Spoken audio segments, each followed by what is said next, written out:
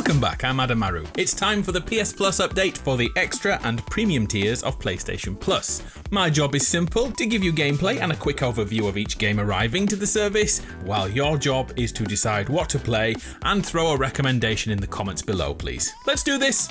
First up is NieR Replicant, or to give it its full title, NieR Replicant version 1.224744871139, as this is a remake of the PS3 game from 2010. Story-wise, it begins quite simple, as we play as a child whose sister is infected with a strange disease, and we go off into the world to find a cure on an epic adventure. This then builds into a hunt to track down the Shadow Lord. The first 8 hours of NieR Replicant are by far its slowest and least rewarding, especially the early side quests, but by sticking with it, it does pay off, especially with the story endings. There are 5 endings to uncover, each with slightly branching variations, and one will totally delete your game saves. You have been warned. It's brutal, but it feeds into the story perfectly. Gameplay wise, it's a blend of hack and slash, good old bullet hell, puzzle solving, and customizing your weapons and magic abilities to get the edge. NieR Replicant version 1.224, I'm not doing that again.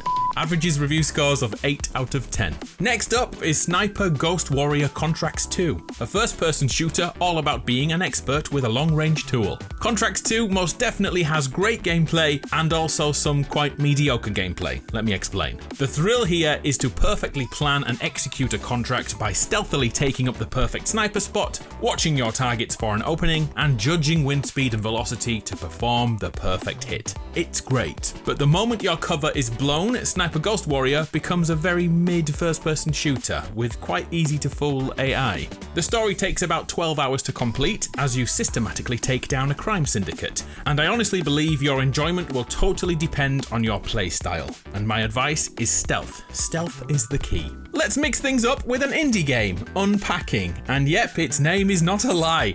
It's a type of Zen game where we unpack our belongings in a new home to find the perfect spot for everything. We slowly learn about the person moving in through their belongings, going from childhood toys to fully grown adult and the items you may not expect them to value. Running at about 4 hours in playtime, Unpacking is simple and surprisingly satisfying, and it's an extremely easy platinum trophy too.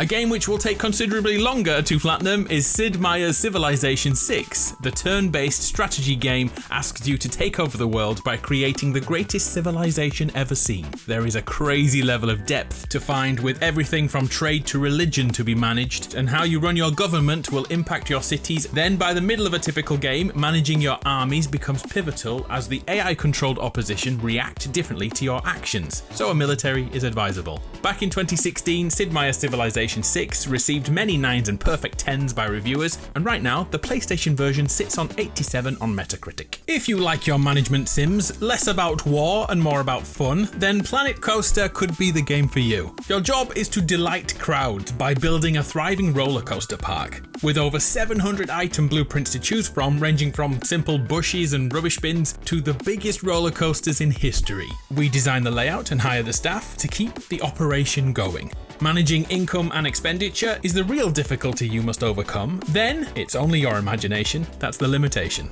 The survival game for the month is This War of Mine, as a group of survivors hide inside war-torn buildings as they manage their hunger and health, and must perform risky acts to stay alive as a ceasefire is anxiously waited for. This was on PS Plus a few years ago, if you're getting deja vu by the way. Starting with 4 survivors, each with 2 abilities that can help the group progress. And it's the ultimate question, will you keep them alive until the end? JRPG fans, have a look at Star Ocean: The Divine Force. Originally released just under a year ago, we watch as a sci-fi space merchant named Raymond crash lands on an unknown planet and teams up with Letitia, who needs help with her own woes in return for helping Ray track down his lost crewmates. We then choose which one of these characters to play as, and from time to time they split up, and the only way to know what the other person was doing during these moments is to play the game again. Combat is surprisingly bespoke. We choose what type of attack we place on each button press, so effectively we're designing our own combos, which could be mapped to spamming the square button if you wanted it to. Another cool addition is blindsiding.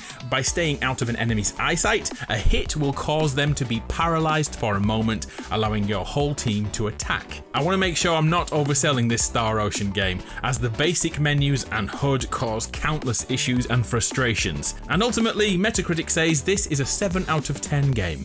And wait, there's another one, Star Ocean Integrity and Faithlessness. Gameplay-wise, this is essentially the same, yet made quite a few years earlier, so the mechanics aren't as solid. If you can only play one, definitely go for the Divine Force. Like Divine Force, this one starts with another ship crash, but this time it's a young girl inside with an unknown past. Do you fancy trying a cyberpunk story-based exploration game? This is Cloudpunk. We play as Rania on her first night delivering goods in this megacity.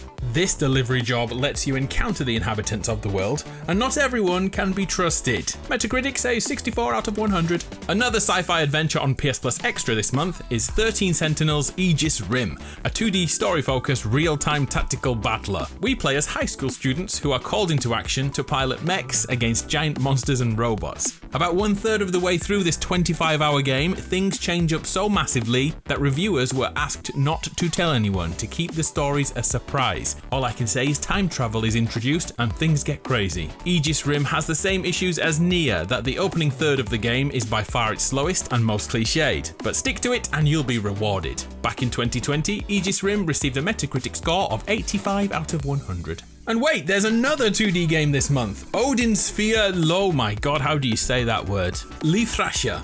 Odin Sphere is based on Norse mythology with many influences from gods like Odin and Thor, with 5 intertwining plots, all set on the backdrop of warring kingdoms and the approaching apocalypse. Metacritic loves this one, 87%. But the lowest rated game of the month is Contra Rogue Core, a run and gun shooter that was universally hated by critics. IGN's 4 out of 10 is particularly jarring, so Let's move on. Another indie game this month is Tales Noir, set in a dystopian Canada no less, where anthropomorphic creatures live. We follow a raccoon who is also a private detective tasked with solving the land's mysteries. If you've played this, can you leave a comment? I want to know if it's worth my time. For the sprogs in your life, there's another Paw Patrol outing this month. Paw Patrol the movie Adventure City Calls. I'm certain it's Game of the Year quality. And finally, Call of the Sea is a first-person adventure game set in the 1930s as Noir here explores the South Pacific with her husband Harry, and Harry is voiced by Marvel's Spider-Man's actor. I don't know why I told you that. It's a well-respected game, hitting 78 on the critical scores. Oh, in fact, there is one more. West of Dead, a twin-stick cover shooter with a unique art style. And speaking of voice actors, this one has Ron Perlman's dulcet tones. If you're looking for a fast-paced shooter reliant on your skill and nothing else, West of Dead is that. As always, what one hand giveth, the other hand taketh away. The following games will be leaving PS Plus Extra around the 19th of September, so hurry if you haven't finished these. Deathloop, the Groundhog Day first-person shooter that somehow received perfect 10 out of 10 scores for, is going. Replay the same day over and over as you find a way to break the loop. Watch Dogs 1 and 2 are both leaving the collection. The open world hacker and espionage thrill fest will be gone next week. And the jungle warfare open world of Ghost Recon Wildlands is also on its way out too. And say bye-bye to Chicory, A Colourful Tale, Nidhogg 2, Through the Darkest of Times, and Death End Request 2. You will lose access to all these games on the next update day. RIP. Over to PS Plus Premium and Deluxe, and the Star Ocean bombardment continues, with Star Ocean First Departure R on PS4, Star Ocean Till the End of Time on PS4, and Star Ocean The Last Hope again on PS4. And to round the whole month off is Dragon's Crown Pro, another 2D RPG dragged up to date on the PS4. If you are still here after all this time, you have my thanks. I'm Adam, you're awesome, it's been a pleasure. I'll see you next time.